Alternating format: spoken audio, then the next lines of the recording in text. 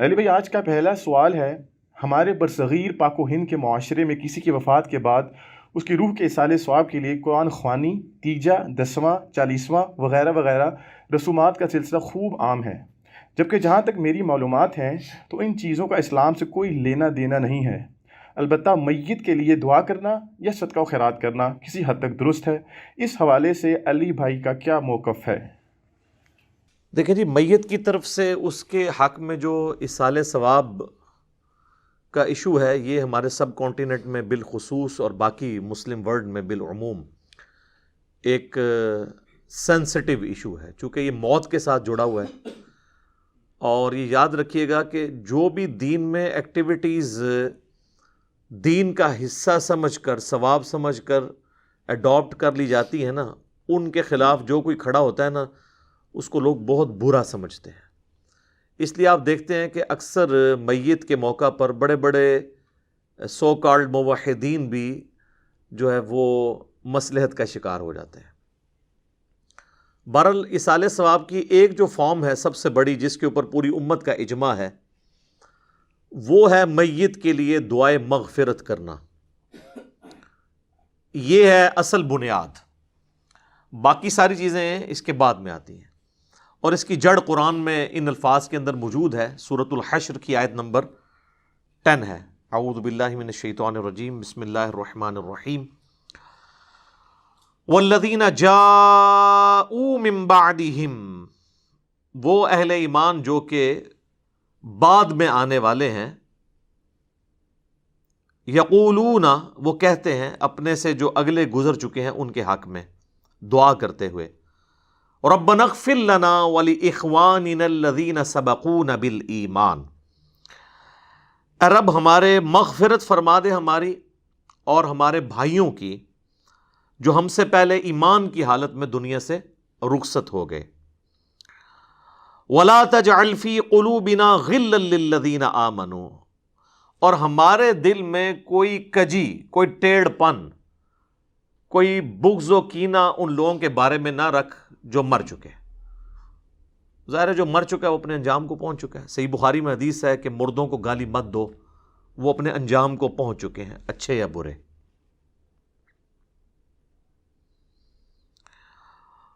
ربنا انک رؤوف الرحیم، اے میرے رب بے شک، اے ہمارے رب بے شک تو بخشنے والا ہے، مہربان ہے۔ تو یہ اہل ایمان کو یہ بات سکھائی گئی ہے کہ ان کی یہ روش ہونی چاہیے کہ جو بھی ایمان کی حالت میں ان سے پہلے لوگ چلے گئے ان کے لیے دعائیں مغفرت کریں۔ اب یہ ایک الگ حقیقت ہے تلخ کہ ایمان کی حالت میں ہمارے معاشرے کے اندر تو اسی کو سمجھا جاتا ہے جو آپ کے فرقے پہ مرا ہو، کیونکہ دوسرے فرقے پہ مر جائے تو وہ تو ایمان کی حالت میں مرا ہی نہیں ہے۔ تو اب یہ ایک تلخ حقیقت ہے، اور اسی وجہ سے آپ دیکھتے ہیں کہ جب ایک مکتب فکر کے لوگ دوسرے مکتب فکر کا جنازہ پڑھ لیتے ہیں تو پھر بعد میں ان کے علماء فتویٰ دیتے ہیں کہ بھئی آپ کا تو نکاح ہی ٹوٹ چکا ہے، آپ نکاح بھی دوبارہ کروائیں اور تجدید ایمان بھی کروائیں، اور اس قسم کی کئی ایک فنی ویڈیوز جو اوریجنل ویڈیوز ہیں، اسلام کا مذاق اڑانے والی، مسلمانوں کی وجہ سے جو ویڈیوز بنی ہیں، وہ معاشرے کے اندر عام ہیں، وہ آپ نے اکثر اوقات دیکھی ہوں گی۔ اب میرے بھائیو، یہ جو دعا کا معاملہ ہے یہ اللہ تعالیٰ نے ایسا اوبلیگیٹری رکھا ہے کہ ہماری جو اسلام کی بیسک ٹیچنگز ہیں ان کے اندر اس کو ایک ضروریات دین کے طور پر اللہ تعالیٰ نے ان چیزوں کو جاری فرما دیا ہے۔ جیسا کہ صحیح بخاری اور صحیح مسلم کی متفق علیہ حدیث ہے کہ اللہ کے محبوب صلی اللہ علیہ وآلہ وسلم نے فرمایا کہ ایک مسلمان کے دوسرے مسلمان پہ 5 حقوق ہیں، جب وہ اس سے ملے تو اسے سلام کرے، یہ پہلا حق ہے۔ دوسرا حق، جب وہ بیمار ہو جائے اس کی عیادت کرے۔ تیسرا حق، جب وہ مر جائے تو اس کی نماز جنازہ پڑھے۔ تو ظاہر ہے نماز جنازہ میں دعا مانگے گا مرے ہوئے کے لیے۔ چوتھا حق، جب وہ دعوت دے تو اس کی دعوت کو قبول کرے۔ اور 5واں حق یہ ہے کہ جب وہ چھینک کے جواب میں الحمدللہ کہے تو آپ اس کے جواب میں کہیں یرحمک اللہ، اللہ تعالیٰ تجھ پر رحم فرمائے۔ تو یہ 5 بنیادی حقوق ہیں، جس میں تیسرا حق ایک مسلمان کی نماز جنازہ پڑھنا ہے، اور نماز جنازہ میں ظاہر ہے کہ دعا اللہ تعالیٰ نے اس کے اندر بلٹ ان رکھ دی ہے۔ صحیح مسلم میں ایک حدیث ہے کہ اللہ کے محبوب صلی اللہ علیہ وآلہ وسلم نے فرمایا کہ جس کے جنازے میں 40 ایسے لوگ شریک ہوں جو اللہ تعالیٰ کے ساتھ شرک نہ کرتے ہوں، تو اللہ تعالیٰ ان 40 لوگوں کی شفاعت اس میت کے حق میں قبول و منظور فرما دے گا، یعنی اس کی مغفرت فرما دے گا۔ تو یہ بہت بڑی فضیلت ہے۔ تو یہ بھی مرے ہوئے بندے کو زندہ لوگوں کی طرف سے پہنچنے والی ایک نفع مند چیز ہے۔ آپ اسے ایصال ثواب کہہ لیں، آپ اس کو دعائے مغفرت کہہ لیں، کوئی بھی۔ نماز جنازہ میں ہم جو دعا مانگتے ہیں، ویسے تو کئی ایک دعائیں رپورٹ ہوئی ہیں، سب سے مشہور دعا وہ ہے جو جامعہ ترمذی کے اندر ہے، سنن نبی داؤد کے اندر ہے، سنن ابن ماجہ کے اندر ہے، اور مشکات المصابیح کے اندر بھی موجود ہے۔ اللہم اغفر لی حینا و میتنا، اے اللہ ہمارے جتنے زندہ ہیں ان کی بھی مغفرت فرما، اور جو مر چکے ان کی بھی مغفرت فرما۔ اللہم اغفر لی حینا و میتنا و شاہدنا و غائبنا، اور جتنے یہاں پہ موجود ہیں ان کی بھی، اور جو یہاں پر موجود نہیں ان کی بھی، و صغیرنا و کبیرنا، اور جتنے ہمارے چھوٹے ہیں اور جتنے ہمارے بڑے ہیں، و ذکرنا و انثانا، اور جتنے مرد ہیں اور جتنی عورتیں ہیں۔ اللہم من احییتہ منا فاحیہ علی الاسلام، اے اللہ جب تک تو ہمیں زندہ رکھے تو اسلام پر زندہ رکھنا۔ ومن توفیتہ منا فتوفہ علی الایمان، اور جب ہمیں موت آئے تو ایمان کی حالت میں موت آئے، آمین۔ اچھا مزے کی بات دیکھیں کہ اس میں میت کا ذکر صرف ایک دفعہ ہے، باقی سب زندوں کے لیے دعائیں ہیں۔ اور یہ جو جنازے کی ایکٹیویٹی بیسیکلی رکھی اس لیے گئی ہے کہ ایک تو آپ اپنے مسلمان بھائی کا حق پورا کریں گے، اور دوسرا آپ وہاں پہ جا کے اپنی موت کو یاد کریں، نہ کہ وہاں پہ بھی جا کے آپ واٹس ایپ میسیجز دیکھ رہے ہوں۔ آپ دیکھ رہے ہیں کہ میت کو دفنایا جا رہا ہوتا ہے اور لوگوں کے فون بج رہے ہوتے ہیں۔ کئی لوگ تو یعنی میت کو دفنانے کے لیے قبر میں اترے ہوتے ہیں نا، تو ان کے بھی فون وہاں پہ بج رہے ہوتے ہیں۔ یعنی یہ ہماری کمٹمنٹ کا لیول ہے آخرت کے ساتھ اور دنیا کے ساتھ، یہ آپ کمپیریزن کر سکتے ہیں۔ پھر اس سے اگلا ورژن ہے، سنن نبی داؤد میں حدیث ہے کہ جب اپنے بھائی کو دفنا چکو تو اس کی قبر پر کھڑے ہو کر اس کے قبر میں سوالات کی استقامت کے لیے دعا کرو۔ یہ نبی الاسلام نے حکم دیا۔ ایک تو ویسے ہمارے یہاں پہ عموماً لوگ نماز جنازہ کے بعد دعا مانگنا شروع کر دیتے ہیں، تو وہ تو کوئی ثابت نہیں ہے۔ وہ جس سنن نبی داؤد یا سنن نسائی کی حدیث کا سہارا لیتے ہیں وہ تو الفاظ ہی کچھ اور ہیں۔ وہ یہ کہ جب اپنے بھائی کے لیے جنازہ پڑھو تو خلوص سے اس کے لیے دعا مانگو، تو وہ یہ کہتے ہیں کہ جنازہ پڑھنے کے بعد مانگو، حالانکہ اس چیپٹر کی آپ ہیڈنگ دیکھ لیں، وہ جنازے کے اندر پڑھے جانے والی دعاؤں کا ذکر ہو رہا ہے۔ اور یہاں پہ کیا ہوتا ہے کہ ہمارے جو حنفی بھائی ہیں بریلوی اور دیوبندی، ان کا جنازہ تو 1 منٹ کا بھی مشکل سے ہوتا ہے، اور بعد میں دعا جو ہے وہ 5 سے 10 منٹ کی ہو رہی ہوتی ہے۔ دیوبندی نہیں مانگتے، اور ان سے پوچھیں کیوں نہیں مانگتے، وہ کہتے ہیں ثابت نہیں ہے۔ اور جب ان سے یہ پوچھیں کہ یہ جو فرض نماز کے بعد آپ اجتماعی دعا کرتے ہیں، ویسے تو اکیلے جو مرضی آپ کریں، یہ کہاں سے ثابت ہے؟ وہ کہتے ہیں یہ علماء نے جاری کی ہے تاکہ امت سے دعا اٹھ نہ جائے۔ تو کیا صرف دیوبندی علماء کو یہ حق حاصل ہے کہ وہ دین میں چیزیں خود سے انجیکٹ کریں گے؟ بریلویوں کو کوئی حق حاصل نہیں ہے۔ حقیقتاً تو دونوں کو کوئی حق حاصل نہیں ہے، یہ دونوں نے ہی دین کے اندر اپنی طرف سے چیزیں داخل کر دی۔ اصل دعا جو ہے وہ قبرستان میں دفنانے کے بعد آپ نے قبر کے اوپر کھڑے ہو کر کرنی ہے، دفنانے کے دوران بھی ہے، صحیح سند کے ساتھ، مشکات المصابیح کے اندر موجود ہے، کتب ستہ میں سے یہ ابو داؤد ہے، یہ ترمذی کے ریفرنس ہے، کہ آپ نے دفناتے ہوئے یعنی 3 مٹھیاں کم از کم مٹی کی بھر کے ڈالنی ہے قبر کے اوپر، بسم اللہ وعلی ملت رسول اللہ، اللہ کے نام سے شروع کرتا ہوں اور رسول اللہ کی ملت کے اوپر، تو یہ آپ نے پڑھ کے اس کے اوپر ڈالنی ہے۔ پھر دفنانے کے بعد جب آپ نے دعا مانگنی ہے تو ظاہر ہے ہاتھ اٹھا کے مانگنی ہے. یہ بعض لوگوں کو ایک مسئلہ ہو جاتا ہے کہ شاید قبر پہ اگر ہاتھ اٹھا کے دعا مانگی تو یہ کوئی شرک ہو جائے گا. شرک تو تب ہوگا جب آپ مردے سے مانگ رہے ہوں گے, آپ اللہ سے مانگ رہے ہیں. صحیح مسلم میں اوپر تلے کئی احادیث ہیں کہ نبی علیہ السلام نے بقیع غرقد قبرستان میں جا کر 3 دفعہ دعا کی ہاتھ اٹھا کر, اور تینوں دفعہ پھر ہاتھوں کو واپس لے کے آئے. تو یہ تو سنت ہے, اس میں کوئی حرج نہیں ہے. قبرستان میں بھی آپ ہاتھ اٹھا کے دعا کر سکتے ہیں. پھر قبرستان میں دفنانے کے بعد میت کے لیے دعا کرنا, اور پھر قبر کے اوپر اتنی دیر بیٹھنا کہ جتنی دیر ایک اونٹ کو نحر کر کے اس کا گوشت تقسیم کیا جائے. تو یہ صحیح مسلم کے اندر حضرت عمر ابن عاص کی وصیت ہے. انہوں نے اپنے بیٹے کو وصیت کی تھی کہ جب میں مر جاؤں میری قبر پہ اتنی دیر بیٹھے رہنا کہ جتنی دیر ایک اونٹ کو نہر کر کے اس کا گوشت تقسیم کیا جاتا ہے, یعنی 2 سے 2.5 گھنٹے, تاکہ میں اپنی قبر کے ساتھ مانوس ہوں, اور تاکہ میں یہ جان لوں کہ میں نے اپنے رب کے آئے ہوئے فرشتوں کو کیا جواب دینا ہے. اب وہ اس لفظ کو بھی لوگ پکڑتے ہیں, وہ کہتے ہیں جان لوں کا مطلب یہ ہے کہ وہ باہر سے کوئی آواز لگائے گا. تو اگر آواز ہی لگانی ہوتی تو حضرت عمرو ابن عاص اپنے بیٹوں کو کہہ دیتے کہ بھئی تم نے جو ہے نا میری قبر پہ کھڑے ہو کے اذان دے دینی ہے تاکہ مجھے پتہ چل جائے. یہاں پہ لوگ دیتے ہیں نا اذان, پوچھے کہاں لکھی ہے, وہ کہتے ہیں منع کہاں ہے. تو اس اعتبار سے تو آپ دین میں جو مرضی داخل کر لیں. وہ تو میرے بھائی جنازے کی بھی اذان منع تو کہیں پہ نہیں ہے. ہم کیوں نہیں دیتے کہ نبی علیہ السلام نے نہیں دی. عیدین کی اذان نہیں ہوتی, منع تو کوئی نہیں ہے.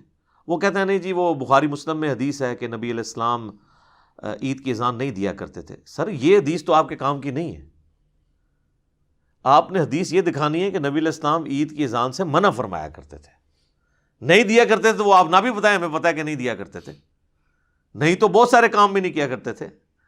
نبی علیہ السلام کی 3 بیٹیاں آپ کی مبارک زندگی میں فوت ہوئی ہیں, آپ نے ان کو اپنے ہاتھوں سے دفنایا, آپ نے کسی کا تیجا 40واں نہیں کیا.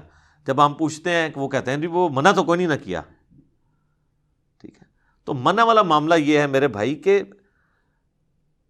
جو کام دین کے اندر نہیں نبی علیہ السلام نے تعلیم فرمایا وہ انڈرسٹوڈ منع ہی تصور کیا جائے گا. یہ ایک سینسٹیو ٹاپک ہے, میں اس کو اینڈ کے اوپر کنکلوڈ کروں گا.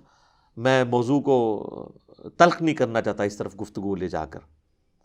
تو بہرحال آپ نے حضرت عمرو بن عاص کی جو صحیح مسلم کی حدیث ہے اس میں ان کی وصیت یہ ہے کہ آپ نے بیٹھنا ہے قبر پہ اتنی دیر, یعنی قبر کے ایگزیکٹ اوپر نہیں بیٹھنا, یعنی پاس بیٹھنا ہے, وہاں بیٹھ کے اللہ کا ذکر کریں, جو مرضی آپ کریں. تو اللہ تعالیٰ ذکر کی برکت سے مردے کے لیے, آپ کی دعاؤں کی برکت سے اس کے لیے آسانی پیدا کر دے گا. اور ظاہر ہے کہ یہ بھی اللہ کی مرضی ہے, زبردستی تو اللہ تعالیٰ کو کسی کی دونس نہیں لگائی جا سکتی. وَلِعَاذُ بِاللَّهِ تعالیٰ. اللہم انی اعوذ بک من عذاب جہنم ومن عذاب القبر ومن فتنة المحیا والممات ومن شر فتنة المسیح الدجال. یہ دعا بخاری اور مسلم دونوں میں آئی ہے, اور نبی علیہ السلام حکم دیا کرتے تھے کہ نماز کے تشہد میں 4 چیزوں کے اگینسٹ اللہ تعالیٰ کی پناہ طلب کی جائے. اللہم انی اعوذ بک من عذاب جہنم ومن عذاب القبر ومن فتنة المحیا والممات من شر فتنة المسیح الدجال.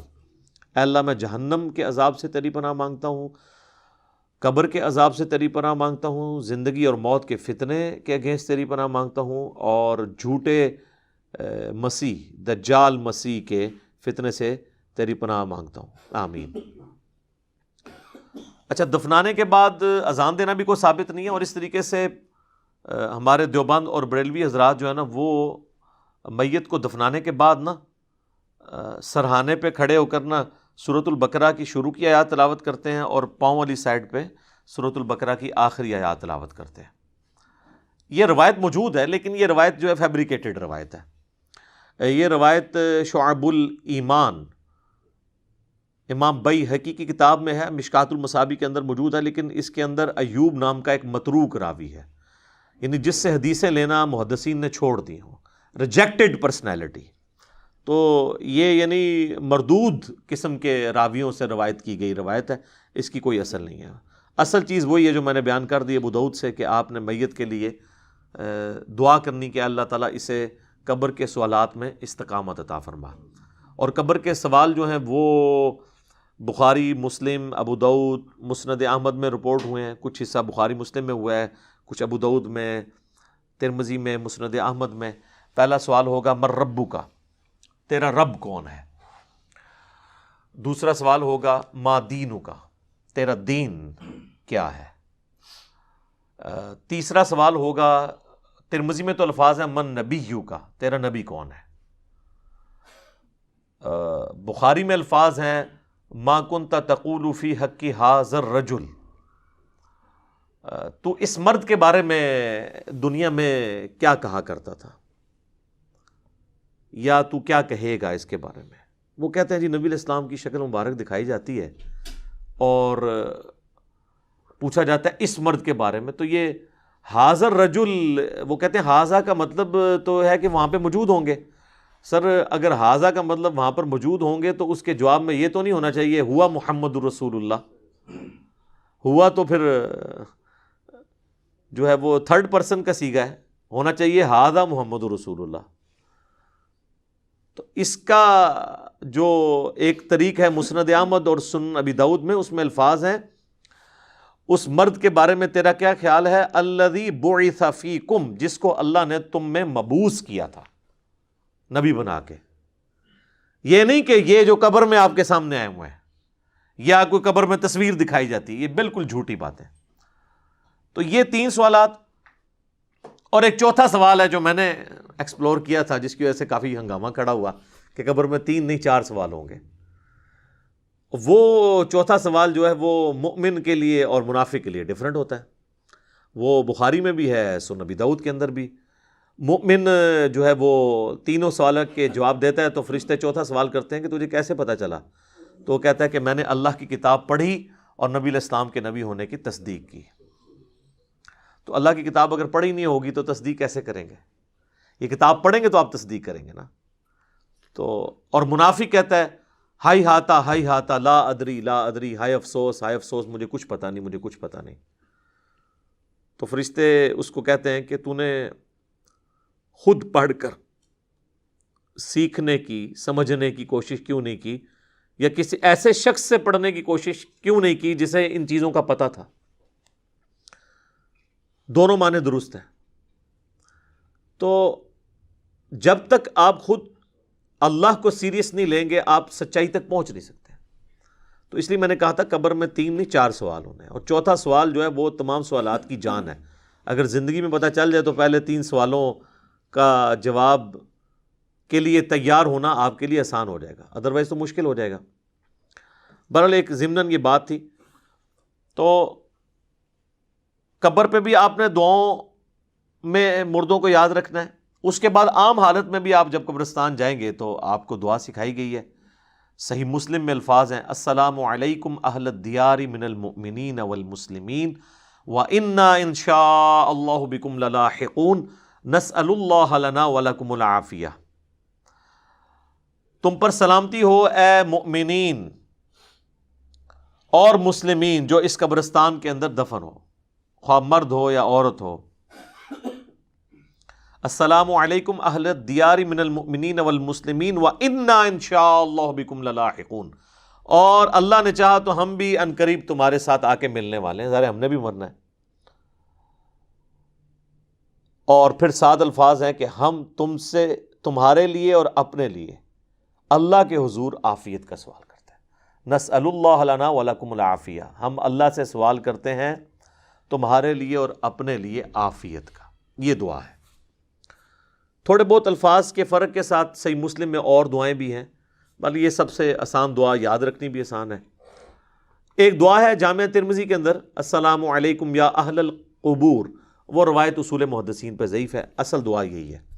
بلکہ صحیح مسلم میں ایک حدیث ہے، ہم عائشہ کہتی ہیں کہ نبی علیہ السلام ایک دفعہ میرے ساتھ بستر پہ لیٹے تھے، تو تھوڑی دیر بعد آپ نے یہ محسوس کیا کہ میں سو گئی ہوں، تو آپ علیہ السلام چپکے سے اپنے بستر سے نکلے اور بقیع غرقد مدینے کے قبرستان کی طرف چلے گئے.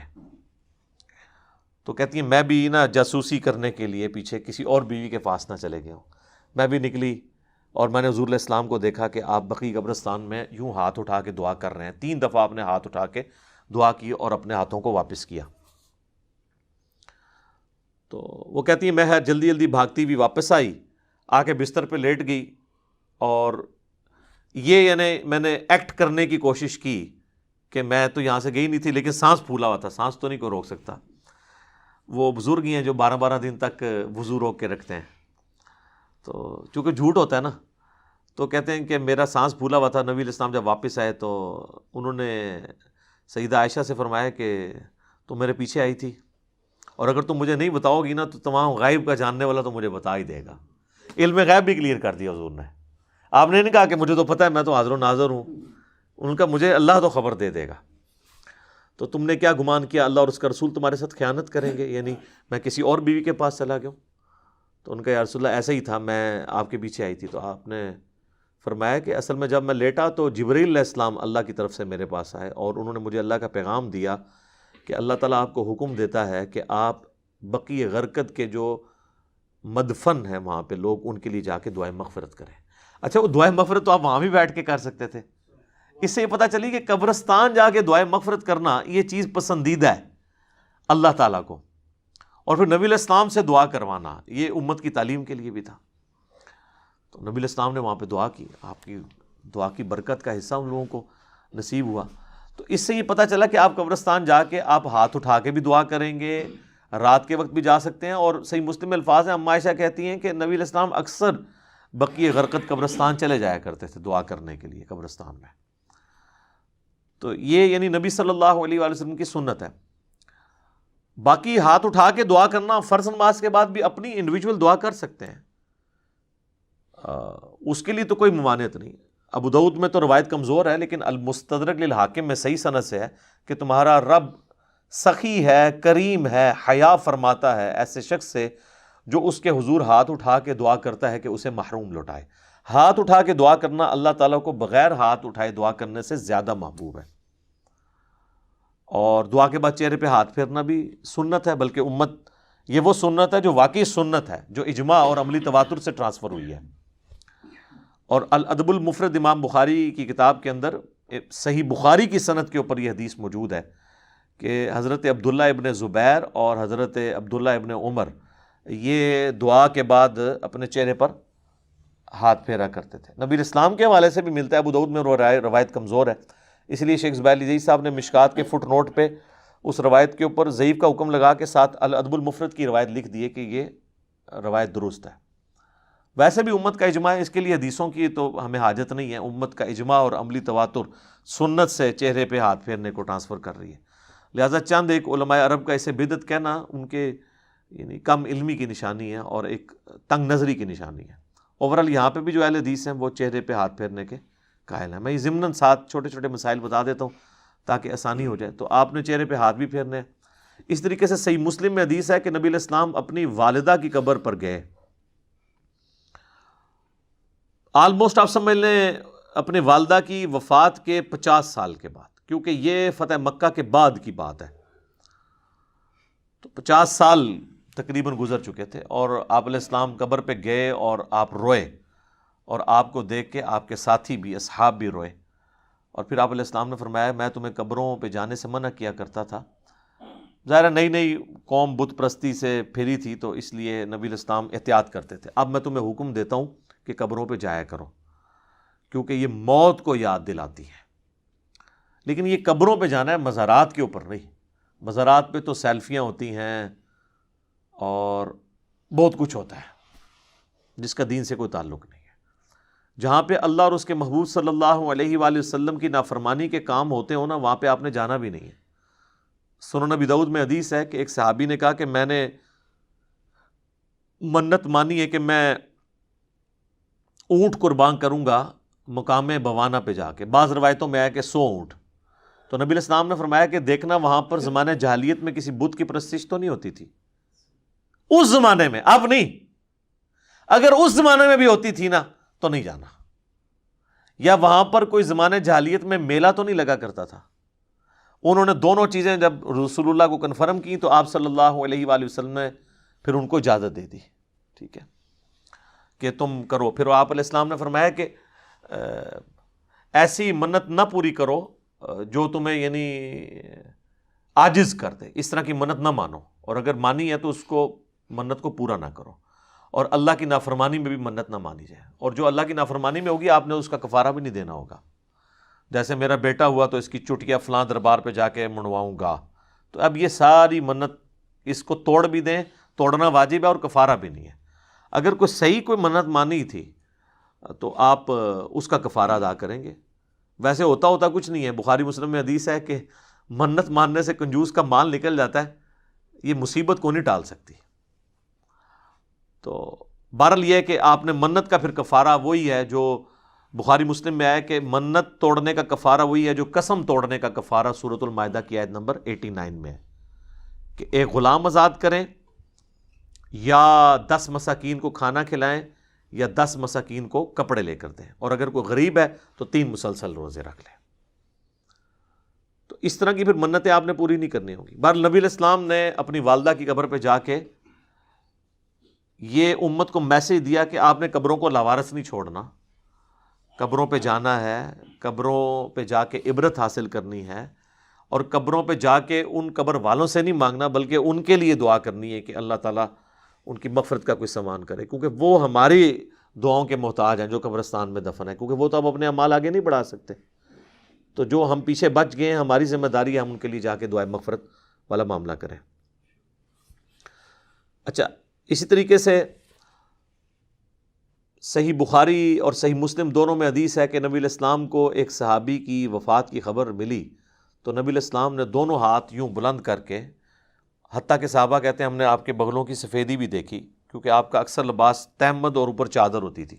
اگر آپ نے کرتا نہ پہنا ہو اور صرف چادر اوپر لی ہوئی ہو اور یوں ہاتھ اٹھائیں تو بغلوں کی سفیدی ظاہر ہو جاتی ہے. تو آپ نے کہا اے اللہ ابو عامر کو بخش دے اور اسے کثیر مخلوق پر فضیلت عطا فرما. تو اس سے ثابت ہوا کہ مرے ہوئے شخص کے لیے ہاتھ اٹھا کے آپ دعا کر سکتے ہیں ان الفاظ کے ساتھ.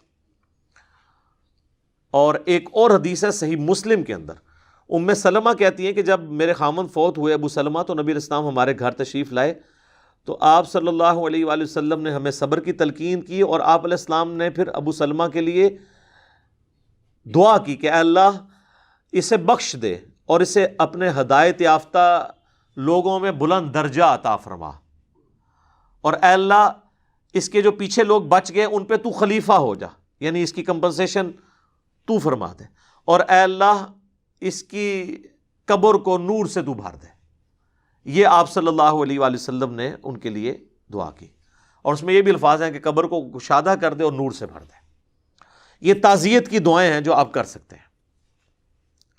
باقی قبرستان جا کے آپ جنازہ اگر آپ کا رہ گیا تو آپ قبرستان جا کے قبر پہ کھڑے ہو کے بھی جنازہ پڑھ سکتے ہیں. بخاری مسلم دونوں میں حدیث ہے کہ ایک بوڑھی عورت جو مسجد نبوی کی صفائی کیا کرتی تھی، جب وہ فوت ہو گئی تو صحابہ نے رسول اللہ کو نہیں بتایا اور راتوں رات جنازہ پڑھ کے دفنا دیا. کچھ دن کے بعد نبی علیہ السلام نے پوچھا کہ وہ عورت نظر نہیں آ رہی، تو بتایا گیا کہ وہ تو فوت ہو گئی ہے. تو حضور نے فرمایا کہ مجھے اس کی قبر پہ لے جاؤ. تو اب حضور علیہ السلام کو کسی صحابی نے یہ نہیں کہا کہ یا رسول اللہ آپ تو ہر مومن کی قبر میں جاتے ہیں، تو 3 دن پہلے تو آپ تشریف لے گئے ہوں گے، آپ کو تو پتہ ہی ہوگا کہ یہ مر چکی ہے. اس زمانے میں یہ عقیدے نہیں ہوا کرتے تھے، نہ کسی کے دماغ میں ہوتا تھا. تو رسول اللہ صلی اللہ علیہ وسلم کو وہ قبر پہ لے گئے تو آپ علیہ السلام نے جا کے وہاں پہ قبرستان میں اس کی قبر پہ کھڑے ہو کر جنازہ پڑھا. یہ غائبانہ نماز جنازہ نہیں ہوتا کیونکہ اس میں تو قبر سامنے ہوتی ہے، اور اس کا طریقہ یہ ہوتا ہے کہ آپ نے قبر کی ایسی سائڈ پہ کھڑے ہونا ہے کہ آپ کا قبلہ کی طرف رخ ہو اور قبر آپ کے سامنے ہو. اور پھر آپ علیہ السلام نے واپسی پر فرمایا، مسلم شریف میں ڈیٹیل ہیں، اس میں الفاظ ہیں کہ یہ قبریں اندھیروں میں ڈوبی ہوئی تھی، اللہ نے میرے جنازہ پڑھنے کی برکت سے انہیں نور سے بھر دیا. اب یہ سبحان اللہ تو آپ نے بول دیا ہے، لیکن اس کا جو ایک تلخ پہلو ہے کہ نبی کی دعا کی برکت سے کسی کافر کی قبر جو ہے نا وہ نور سے نہیں بھر سکتی، کیونکہ کافر کے بارے میں تو نص قطعی ہے قرآن کی. وہ تو سورہ توبہ میں آپ 70 دفعہ بھی دعا کریں ہم نہیں قبول کریں گے، منافقین کے لیے، کافروں کے لیے. تو یہ مسلمانوں کی قبریں تھیں نمبر 1. اور مسلمان ظاہر بریلوی دیوبندی اہل حدیث نہیں، اس زمانے کے مسلمان، میں صحابہ نہیں کہتا ورنہ آپ کہیں گے گستاخی ہو گئی ہے، آپ خود ہی پوچھ لیجیے گا پھر کون لوگ ہوں گے جو حضور کی زندگی میں فوت ہو چکے ہیں ایمان کی حالت میں. اچھا، تو نبی علیہ السلام نے فرمایا کہ نور سے اللہ تعالیٰ نے ان کی قبروں کو بھر دیا. اچھا، پہلے اندھیروں میں تھی، اور اس سے یہ بھی پتہ چلا کہ رسول اللہ کی برکت کیا ہے کہ آپ کے جنازہ پڑھنے کی برکت سے اللہ تعالیٰ نے آپ کی دعا کی برکت سے ان کو یہ نفع عطا فرمایا. اب یہ حضور کی دعا ہی ہے، باقی تو جنازہ تو صحابہ نے بھی ان کا پڑھا ہوگا. ٹھیک ہے، یہاں تو لوگ کہتے ہیں بزرگ جنازہ پڑھ لیں تو جناب سمجھو کہ اگلے پچھلے سارے مردے بخشے گئے. تو جنازے تو ان کے بھی ہوئے تھے، لیکن حضور کے جنازہ پڑھنے سے فرق پڑا؟ ویسے تو نہیں پڑا. اس طرح بخاری مسلم میں حدیث ہے، نبی علیہ السلام ایک جگہ سے گزر رہے تھے تو آپ کا خچر بدک گیا اور آپ رک گئے. تو صحابہ نے پوچھا یا رسول اللہ کیوں رکے؟ آپ نے فرمایا ان دو قبر والوں کو عذاب ہو رہا ہے. کسی صحابی نے نہیں کہا کہ کشف القبور ہے، ہمارے جو گھوڑے کے قدموں سے خاک نکل کے جو ہمارے گھوڑے کے نتھنے میں بیٹھے گی، وقت کا بڑے سے بڑا غوث بھی اس مرتبے کو نہیں پہنچ سکتا. جب غوث قبروں کے اندر جھانک کے دیکھ لیتے ہیں تو یا رسول اللہ ہم بھی ابھی دیکھ لیتے ہیں. وہ تو حضور سے پوچھ رہے کہ یا رسول اللہ یہ کیا ہے، قبر کے اندر کیا ہو رہا ہے؟ سب کہانی ہے. غوث پر سارے فیل کرتے ہیں. میرا میکینیکل انجینئرنگ دا فارمولا کو غوث پڑھ کے نا ویکھ کے میں لکھ کے دینا لکھ کے انہوں دیکھ کے پڑھ کے دس دے، کوئی زبانی تو بڑی دور دی گل ہے. اور میں صرف کہہ رہا ہوں پڑھ کے بتا دے، سمجھا تو مجھے پتا ہے کہ وہ سکتا ہی نہیں ہے جب تک اس نے انجینئرنگ نہیں کی ہوگی. اور ان کا تو دعویٰ ہے نا کہ اللہ کو تو انجینئرنگ آتی ہے نا جی، کہ اللہ ان کو سکھاتا ہے تو پھر سکھا دے اللہ ان کو. سب کہانیاں بنائی ہوئی انہوں نے. تو نبی علیہ السلام فرمایا کہ ایک پیشاب کے چھینٹوں سے نہیں بچتا تھا، دوسرا چغلی کھایا کرتا تھا. پھر آپ علیہ السلام نے ایک ٹہنی درخت کی توڑی، اس کے دو حصے کیے اور اسے لگا دیا دونوں قبروں پہ. آپ نے فرمایا جب تک یہ ہری رہیں گی نا ان کے عذاب میں تخفیف ہوگی. اب یہ حضور کے ہاتھوں کی برکت ہے. لوگوں نے پھر آگے ضرب تقسیمیں لگا دیں کہ جی وہ ٹہنیاں جو ہے اللہ کا ذکر کریں گی اور ذکر کرنے کی برکت سے یہ ہوگا. اور سر ٹہنیاں لگانے سے کیا ہونا ہے؟ وہ رسول اللہ کے مبارک ہاتھوں کی برکت تھی. اور اسی کو پھر ایکسٹراپولیٹ کیا نا انہوں نے قبروں پہ جو پھول ڈالتے ہیں. تو پھر آپ پھول نہ ڈالیں، جو نبی علیہ السلام نے کیا آپ وہی کام کریں. آپ ضرور ٹہنی لگائیں، اور یہاں پہ لوگ لگا بھی دیتے ہیں دفناتے وقت سرانی سائڈ کے اوپر. تو آپ سنت کے اوپر اسی سنت کے اوپر عمل کریں. تو آپ نے فرمایا ایک پیشاب کے چھینٹوں سے نہیں بچتا تھا اور ایک چغلی کھایا کرتا تھا. بظاہر ایک دیکھنے میں معمولی سے گناہ ہے، لیکن ان کا عذاب یہ یعنی ان کو دیکھنا پڑا. تو نبی صلی اللہ علیہ وآلہ وسلم کے اس عمل کی برکت سے ان تک یہ نفع پہنچا. تو یہ تو حضور کی برکات ہیں. تو بعض لوگ یعنی نبی علیہ السلام کے قبرستان جنازہ پڑھنے سے غائبانہ نماز جنازہ کی طرف جاتے ہیں. غائبانہ نماز جنازہ یہ نہیں ہے.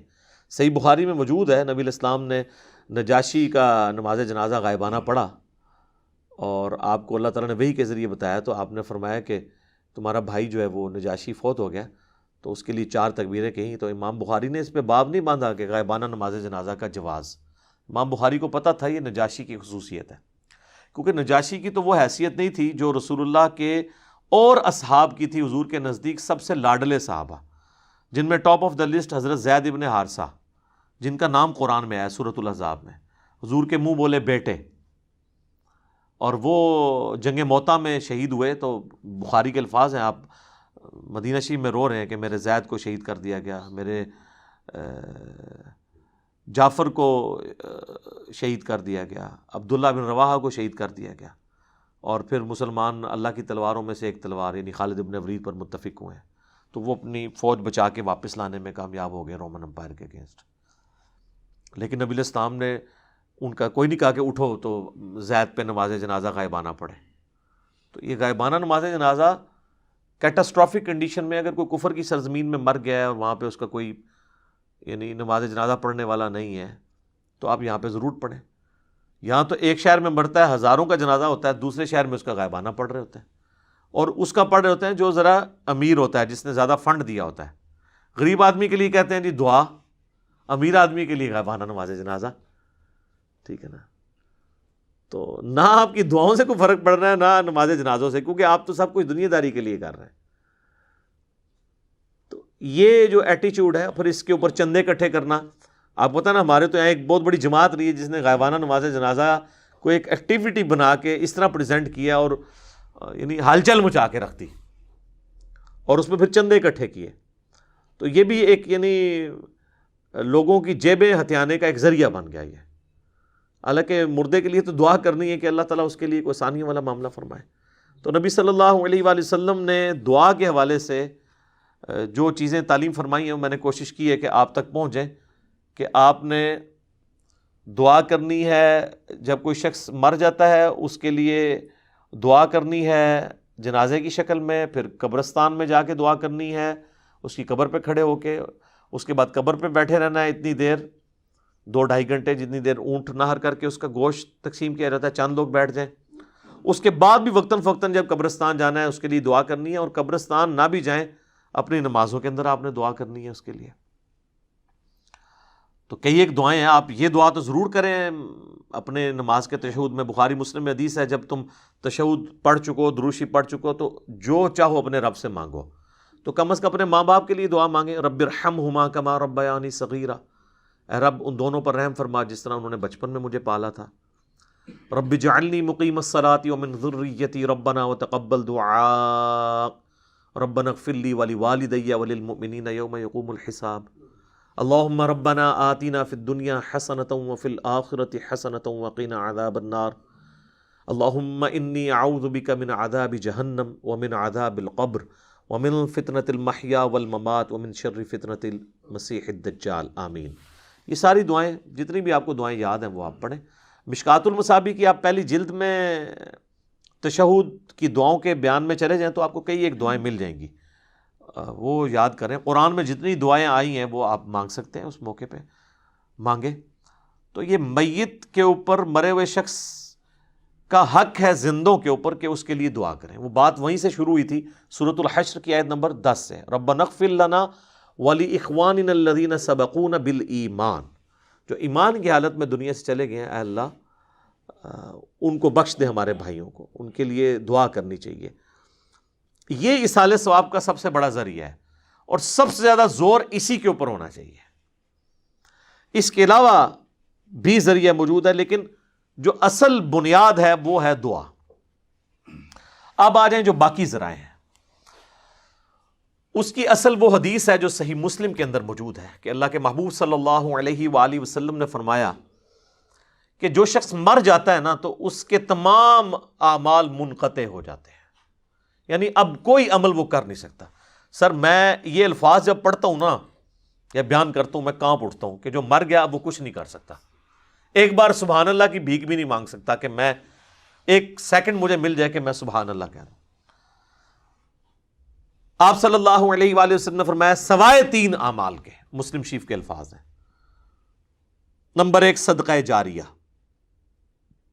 یعنی اس نے اپنی زندگی میں کوئی نیکی کا کام کیا تھا، کہیں کنواں کھدوا دیا تھا، کہیں مسجد بنوا دی تھی، کوئی یتیم خانہ بنوا دیا تھا، اور اس طرح کی چیز جو اس کے مرنے کے بعد بھی جاری رہی، جس میں اس نے اپنی انویسٹمنٹ کی تھی مالی طور پر یا فزیکلی،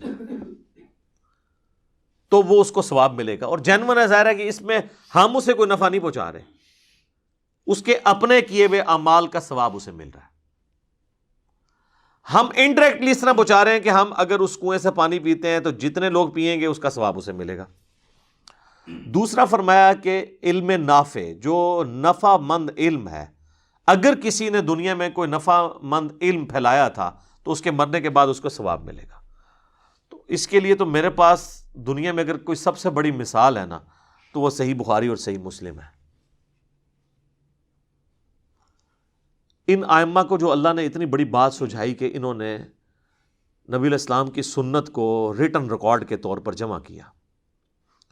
آج نا 1200 سال تو ہو چکے ہیں، کوئی ان کے پائے کی کتاب لا نہیں سکا. اب تو ویسے ہی بھول جائیں. اب وہ حدیث کا بھی جو پیریڈ تھا وہ پہلے 500-600 سال کا تھا، اس کے بعد تو سب کے سب جو ہے نا وہ ناقل ہی ہیں پرانے بزرگوں کے. محدثین جو اپنی اسناد سے حدیثیں پہنچاتے تھے وہ تو اب فوت ہو چکے، کیونکہ اب تو سند ہی بہت لمبی ہو گئی ہے. 1000 سال کی سند کون یاد رکھے؟ یہ تو پہلے 300 سال میں کتابیں لکھی گئی. آج بھی بخاری مسلم کو پڑھ کے جو بندہ نماز کا طریقہ سیکھ رہا ہے اور نماز سنت کے طریقے پہ پڑھ رہا ہے، امام بخاری امام مسلم کو ایک ایک چیز کا ثواب آٹومیٹکلی پہنچ رہا ہے. سر میں کہتا ہوں جی کیلکولیٹر فیل ہو جائیں جو امام بخاری امام مسلم کے نامہ اعمال میں وہ ہر سیکنڈ میں جو ثواب جا رہا ہے جس لیول کا، پھر جتنی نمازیں ہم پڑھ رہے ہیں، اور سر اس سے اوپر چلے جائیں، ہماری ہر نیکی، ہر مسلمان کی نیکی کا ثواب محمد رسول اللہ صلی اللہ علیہ وآلہ وسلم کے لیے. اور یہ دیکھیں اللہ تعالیٰ نے اس کا ذکر بھی سورہ قلم میں فرمایا ہے، پارہ نمبر 29 میں جو دوسری صورت ہے اس میں الفاظ موجود ہیں. اعوذ باللہ من الشیطان الرجیم، بسم اللہ الرحمن الرحیم. نون والقلم وما یسطرون ما انت بنعمت ربک بمجنون وان لک لاجرا غیر ممنون.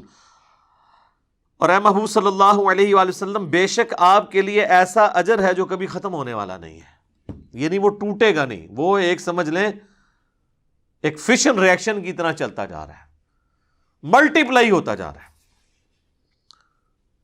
تو جس نے یعنی نافع علم لوگوں کو سکھایا، تو ظاہر ہے یہ بھی اس کا اپنا عمل ہے، یہ ہماری طرف سے ڈائریکٹلی کوئی نفع نہیں ہے، ہاں انڈائریکٹلی ضرور ہے. اور تیسرا فرمایا کہ نیک اولاد جو اس کے لیے دعا کرتی ہے. ویسے دعا تو کوئی بھی کر سکتا ہے، میں نے کتنی حدیثیں اور سورۃ الحشر کی آیت نمبر 10 کی روح سے بتایا کہ آپ دعا کریں گے، لیکن اولاد کے لیے اس لیے کہا گیا کہ اولاد کی دعا کمٹمنٹ کے ساتھ ہے. جو جس در سے وہ دعا کرے گی، مولوی تو پیسے لے کے اتنے در سے دعا نہیں کر سکتا. اور دوسرا، اولاد کے ہر نیک عمل کا ثواب آٹومیٹکلی ماں باپ کو ملتا ہے، چاہے وہ زندہ ہو چاہے وہ مر چکے ہوں. اس کی وجہ یہ ہے کہ اولاد انویسٹمنٹ ہے ماں باپ کی. سنن ابی داؤد میں حدیث ہے کہ سب سے پاکیزہ کمائی وہ ہے جو انسان کے اپنے ہاتھ کی کمائی ہے، اور انسان کی اولاد بھی اس کی کمائی ہے. اگر اس نے اچھی تربیت کی ہے تو ثواب ملے گا، اور اگر بری تربیت کی ہے تو وبال بھی ملے گا. اس پہ تو وبال ہوگا لیکن اس کے وبال میں بھی کمی نہیں آئے گی. یہ بھی یاد رکھنا ہے، یہ دونوں چیزیں پیرلل میں چلتی ہیں. اچھا، بعض لوگ کہتے ہیں کہ جی اگر کسی نے اپنی اولاد کی تربیت اچھی نہیں کی، وہ خود بخود ہی نیک ہو گئی ہے، تو پھر کیا ماں باپ کو ثواب ملے گا؟ ہاں، اللہ کی رحمت کا تقاضا ہے کہ ماں باپ کو پھر بھی ثواب ملے گا، کیونکہ اللہ تعالیٰ ہمیشہ سلوشن اینڈ پہ رہتا ہے، پرابلم اینڈ پہ نہیں. وَكَتَبَ رَبُّكُمْ عَلَىٰ نَفْسِهِ الرَّحْمَةَ، اور تیرے رب نے اپنے اوپر لازم کر لیا ہے کہ وہ ہر حال میں رحم ہی فرمائے گا. یعنی اس کا جو رحم کرنے والا ایک فیکٹر ہے وہ ڈومیننٹ ہے. بخاری مسلم کی متفق علیہ حدیث ہے کہ نبی علیہ السلام فرمایا کہ اللہ تعالیٰ نے مخلوقات کی پیدائش سے پہلے اپنے پاس عرش پہ یہ عبارت لکھ لی تھی کہ میری رحمت میرے غضب پہ سبقت لے جانے والی ہے. تو بہرحال یہ چانس پہ ہی ہے نا جی. اور اگر کسی ماں باپ نے غلط تربیت نہیں کی اور اولاد غلط نکل آئی ہے، جس طرح حضرت نوح علیہ السلام کا بیٹا بھی کافر نکل آیا تھا، پھر یہ نہیں ہے کہ اس اولاد کا وبال ماں باپ کے اوپر ہوگا، نہیں. وہ تو قرآن میں واضح طور پر کئی جگہ ہے، لا تزر وازرۃ وزر اخرى، کوئی بوجھ اٹھانے والی جان کسی دوسرے کا بوجھ نہیں اٹھائے گی. ہر شخص نے اپنے اعمال کا بوجھ خود اٹھانا ہے. تو یہ جو تیسری چیز ہے نیک اولاد، یہ چونکہ انویسٹمنٹ ہے. سنن ابن ماجہ میں ایک حدیث ہے بڑی زبردست کہ ایک شخص کا مرنے کے بعد جنت میں درجہ بلند کیا جاتا ہے، تو وہ پوچھتا ہے اللہ یہ تو میرا عمل ہی نہیں تھا. تو اللہ تعالیٰ فرماتا ہے کہ تیرے بیٹے نے دنیا میں تیرے لیے دعائے مغفرت کی ہے، اس کی وجہ سے میں نے تیرا درجہ بلند کر دیا. حالانکہ وہ اس کا اپنا عمل نہیں ہے، اس کے بیٹے کی دعا کی برکت سے اللہ تعالیٰ نے یہ معاملہ کیا. اس قسم کی کئی ایک احادیث موجود ہیں. اسی لیے تو ہمیں دعا سکھائی گئی ہے نا سورہ الفرقان کے اندر، ربنا حب لنا من ازواجنا وذریاتنا قرۃ اعین واجعلنا للمتقین اماما. اے رب ہماری بیویوں اور ہماری اولاد میں ہماری آنکھوں کی ٹھنڈک بنا اور ہمیں پرہیزگار لوگوں کا امام بنا. یعنی ہماری نسل میں پرہیزگار لوگ پیدا ہوں. وہ پرہیزگار لوگ پیدا ہوں گے تو تبھی مجھے فائدہ ہوگا نا، کہ وہ جتنے نیک اعمال کریں گے اس کا ثواب مجھے پہنچے گا، میرے لیے دعا کریں گے تو اس کا نفع مجھے پہنچے گا. اس کو سپورٹیو حدیث ہے بخاری و مسلم دونوں میں. سعد ابن عبادہ سفر میں تھے، پیچھے سے ان کی والدہ فوت ہو گئی.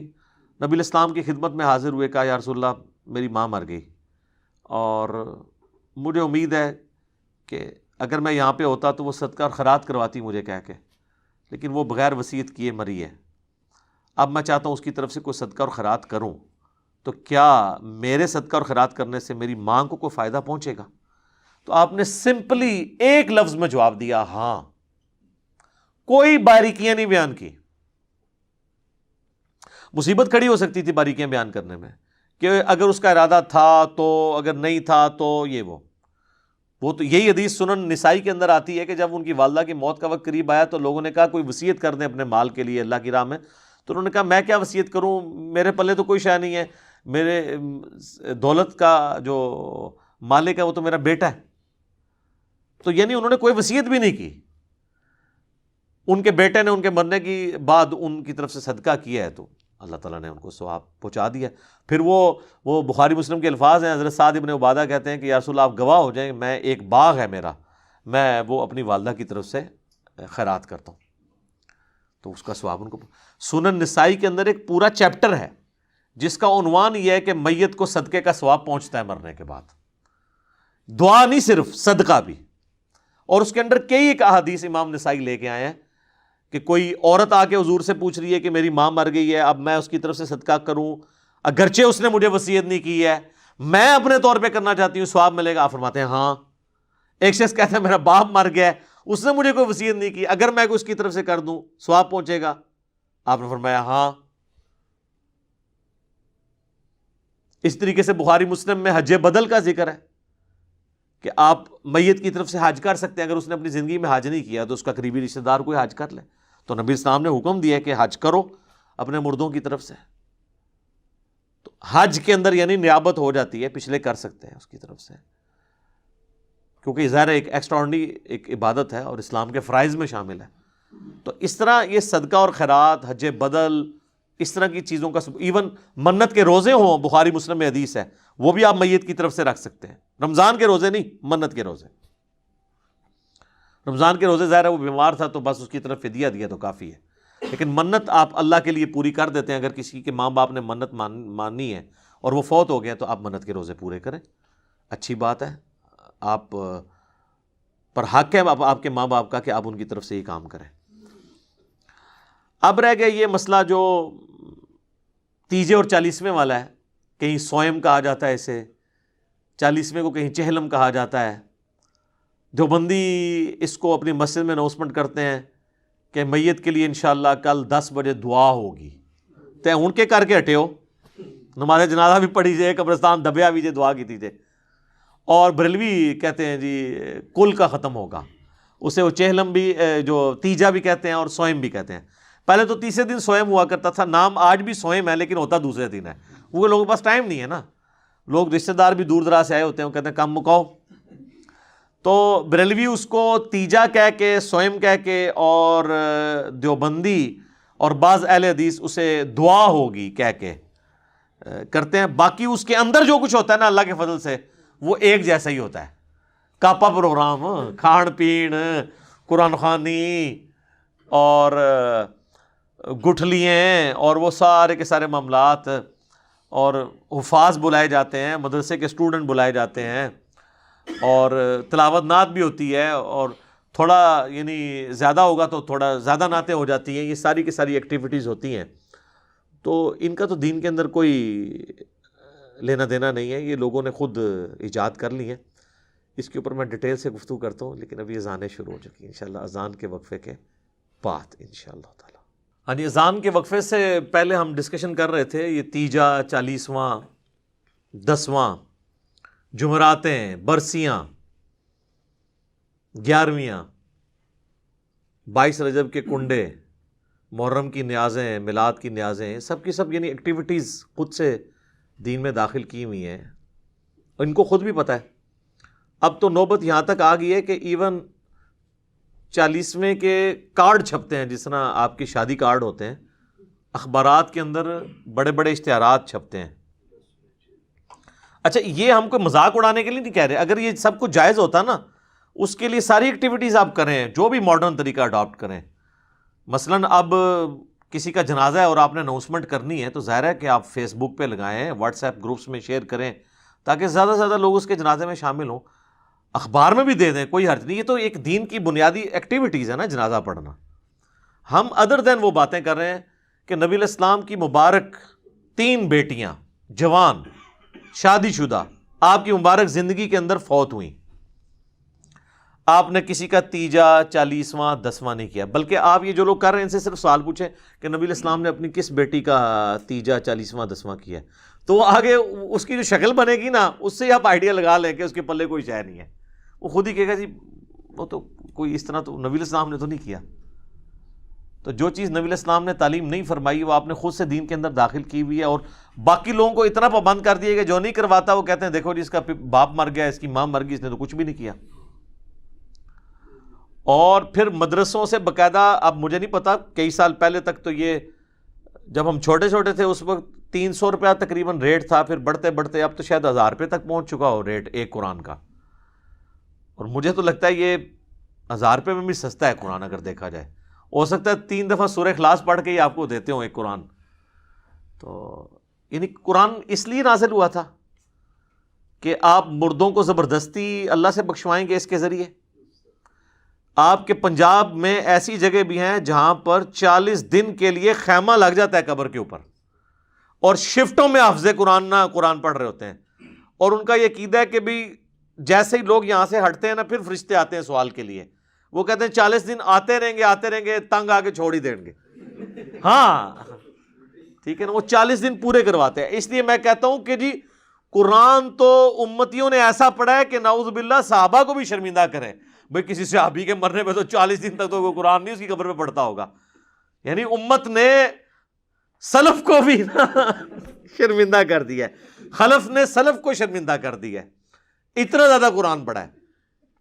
اور ان لوگوں کی قبروں پہ جنہوں نے اپنی زندگی میں قرآن کو اتنا سیریس نہیں لیا کہ وہ قرآن پڑھ کے دیکھیں کہ اللہ تعالیٰ ہم سے کیا ڈیمانڈ کر رہا ہے، ان کے بارے میں تو اکثریت کی تو یہی حالت ہونی ہے جو سورۃ الفرقان میں آیا ہے آیت نمبر 30 کے اندر، وقال الرسول یا ربی ان قوم اتخذوا هذا القرآن مہجورا۔ رسول اللہ شکایت کریں گے کہ میری امت نے قرآن کو پیٹھ کے پیچھے ڈال دیا تھا، میری قوم نے قرآن کو پیٹھ کے پیچھے ڈال دیا تھا۔ صحیح مسلم میں حدیث ہے، القرآن حجت لک او علیک، یا قرآن تیرے حق میں حجت ہوگا یا تیرے خلاف حجت بنے گا قیامت والے دن۔ تو یہ بڑا خطرناک معاملہ ہے۔ بھئی قرآن آپ نے خود کھول کے دیکھا نہیں ہے، بڑا کہا جاتا ہے جی قرآن سب سے زیادہ پڑھی جانے والی کتاب ہے، لیکن قرآن سب سے زیادہ بغیر سمجھ کے پڑھی جانے والی کتاب ہے، یہ اس کا تاریک پہلو ہے۔ آپ کوئی اخبار اور میگزین بھی بغیر سمجھ کے نہیں پڑھتے۔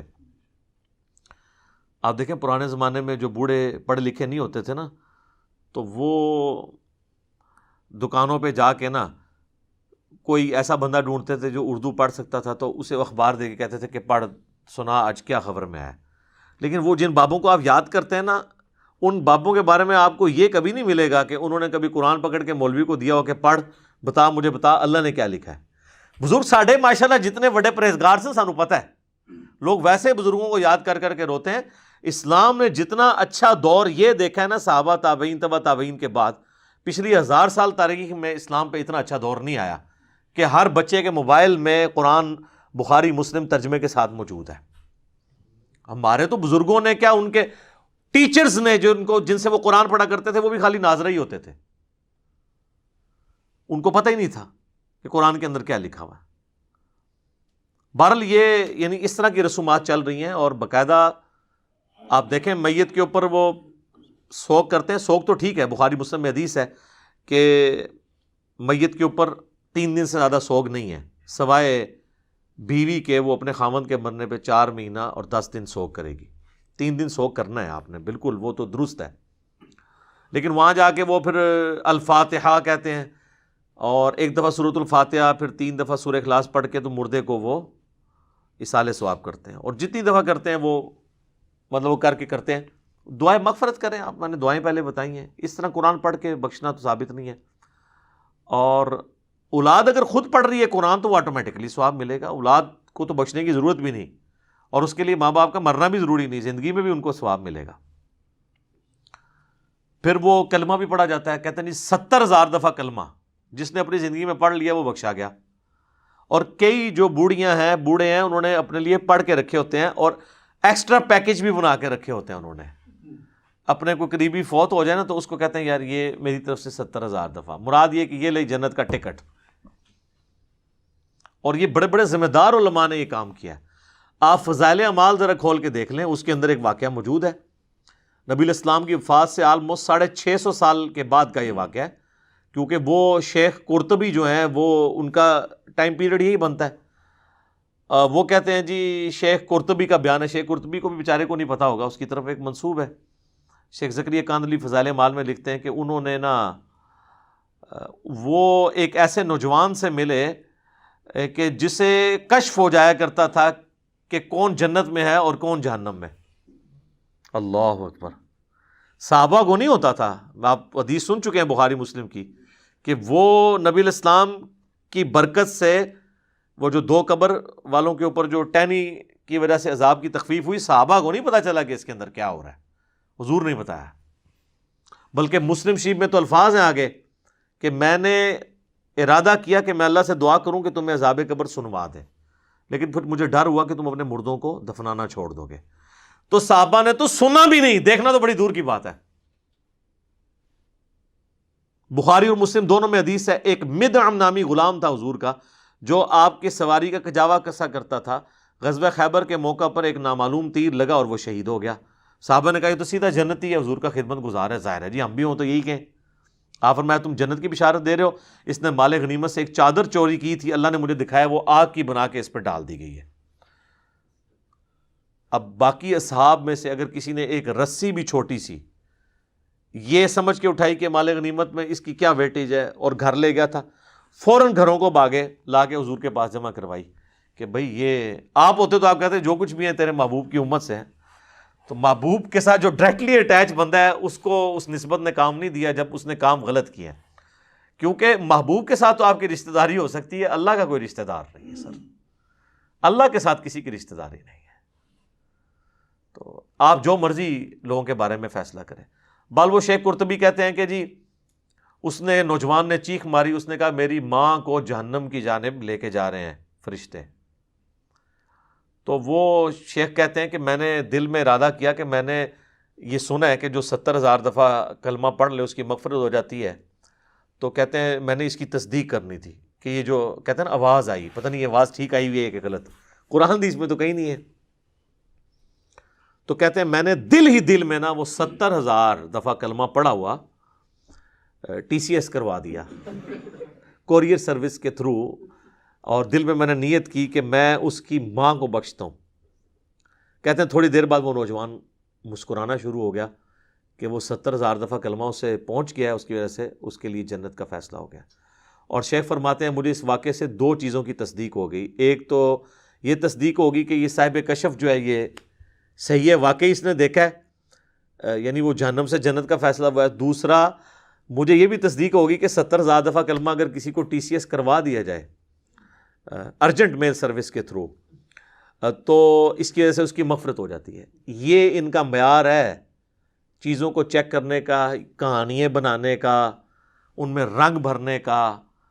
تو سر جب آپ لوگوں کو یہ چیز بتائیں گے تو لوگ تسبیح پہ لا الہ الا اللہ کلمہ ہی پڑھیں گے نا, پھر قرآن تو نہیں ترجمے سے پڑھیں گے.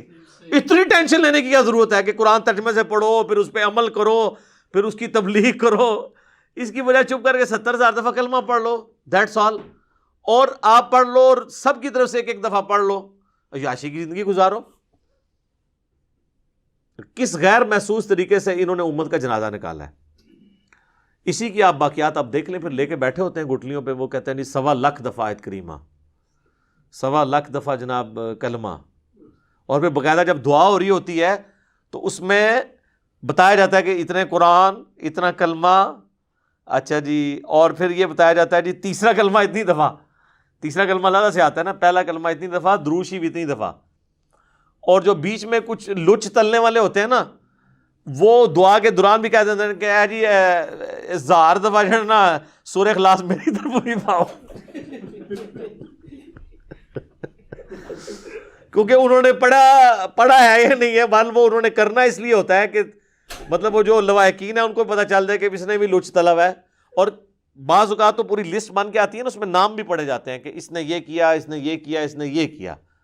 تو اگر کسی کا نام سکپ ہو گیا تو وہ اس طریقے سے بھی اپنی انٹری لگواتا ہے. جو لوگ ظاہر ہے کہ جی بغیر وضو کے صرف رشتہ داری نبھانے کے لیے جنازے پڑھ دیں, ان سے آپ کچھ بھی ایکسپیکٹ کر سکتے ہیں. یہ جتنے پولیٹیکل لیڈرز ہوتے ہیں آپ دیکھیں کتنے صحافی وہاں پہنچے ہوتے ہیں, بس وہ اسی طریقے سے پڑھ دیتے ہیں, کہتے بس ٹھیک ہے ایک حاضری لگوانے کے لیے آئے تھے. اس لیے آپ دیکھیں جنازہ پڑھنے کے بعد وہ ڈھونڈ کے بندے کو مل کے جاتے ہیں کہ بھی تاکہ اس کو انشور کریں کہ ہم نے جنازہ پڑھا ہے. حالانکہ وہ اس کو دعا جنازے کی سن لینا تو اکثر لوگوں کو نہیں آتی ہوتی, تو کیا پڑھ کے گیا وہاں سے, وہ صرف حاضری لگوانے کے لیے آتے ہیں. تو یہ ساری ایکٹیویٹیز جو ہے نا جی دین کے اندر خود سے انہوں نے انجیکٹ کی ہیں, اس کی کوئی دلیل موجود نہیں ہے. باقی وہ کہتے ہیں کہ جی دیکھیں میت کی طرف سے صدقہ ہو سکتا ہے, ہم کہتے ہیں جی. دعا ہو سکتی ہے جی. تو کہتے ہیں یہ بتائیں کہ جب دعا ہو سکتی ہے, صدقہ ہو سکتا ہے, پھر آپ کو کیا تکلیف ہے کہ اگر ایک شخص سامنے کھانا رکھتا ہے, کھانے کے اوپر قرآن پڑھتا ہے, قرآن حلال ہے یا حرام, قرآن حلال ہے جی, ثواب کا کام ہے. کھانا رکھا ہے وہ حلال, دعا جو پڑھی جا رہی ہے وہ حلال, تو یہ ایکٹیویٹی حرام کیوں ہو گئی ہے؟ وہ اس کا بریک ڈاؤن کرتے ہیں نا. کھانا حلال, قرآن حلال, دعا حلال, تیجے چالیسویں کی ایکٹیویٹی کیوں حرام ہو گئی پھر؟ یہ ساری باتیں آپ اللہ اور اس کے رسول کو جا کے بتائیں کہ جنہوں نے ان چیزوں کو مشروع نہیں فرمایا. ورنہ تو ہم کہیں گے کہ بخاری اور مسلم میں حدیث ہے کہ اذان کی آواز سن کے شیطان جو ہے بھاگ جاتا ہے. تو کیا تکلیف ہے کہ عیدین کی اذانیں نہ دی جائیں؟ کہ بعض لوگوں نے تو پڑھنی صرف عید کی نماز ہوتی ہے, تو کیا خیال ہے شروع نہ کروا دیں اذان, شیطان کو بھی بھگائیں؟ تو ہمیں کیا کہا جائے گا کہ رسول اللہ نے نہیں دی, ثابت نہیں. اس ثابت کو چھوڑو یار, حلال کام ہے کیوں نہ کریں؟ پھر آپ کو ہمارے والی ڈیفینیشن ماننی پڑے گی. جنازے کی اذان کیوں نہ دیں؟ اچھا اس میں انہوں نے ایک ایکسکیوز نکالا جی, جنازے کی اذان جو ہے نا جی, وہ جب بچہ پیدا ہوتا ہے نا, جو اذان دی جاتی ہے نا وہ اس وقت ہو جاتی ہے. کولو ہی گل بنا لی نے, کہانی بنائی ہوئی ہے. ٹھیک ہے جی, تو جتنی مرضی کہانیاں بنائیں, کہانیاں بناتے جائیں. پھر وہ بخاری مسلم کی ایک حدیث سے بھی سہارا لیتے ہیں, کہتے ہیں جی نبی علیہ السلام کے اپنے مبارک زندگی میں ایسے اعمال موجود ہیں. وہ کہتے ہیں جی وہ ایک دفعہ حضرت ابو طلحہ انصاری نے حضور کی دعوت کی, فاقہ تھا آپ علیہ السلام پہ, آ کے انہوں نے کہا کہ آپ 10 ساتھیوں کو ساتھ لے آئیں. تو میں نے ایک بکری کا بچہ ذبح کیا ہے, تو آپ کی دعوت ہے. حضرت ابو طلحہ نے کان میں بات کی, حضور نے اوپنلی کہا کہ بھی سارے چلو. 300 قریب بندے تھے.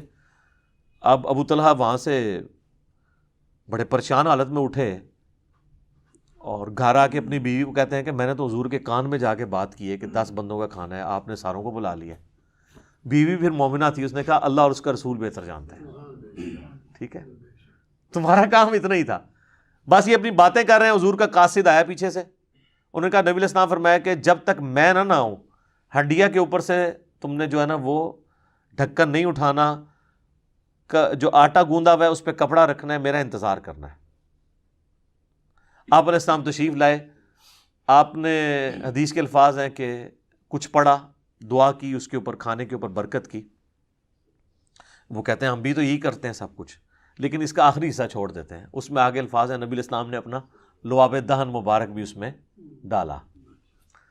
ٹھیک ہے, اور پھر آپ فرمایا ڈھکن نہیں اٹھانا, بس اس میں سے سالن نکالتے رہنا ہے اور آٹے کے لیے پیڑے نکالتے رہنا. 300 بندہ کھا کے چلا گیا. جب چلے گئے انہوں نے ڈھکن اٹھا کے دیکھا, سالن بھی اتنا تھا اور آٹا بھی اتنا ہی تھا. وہ حضور نے ہی کھلایا ہے, اللہ نے ہی حضور علیہ السلام کے ذریعے کھلایا.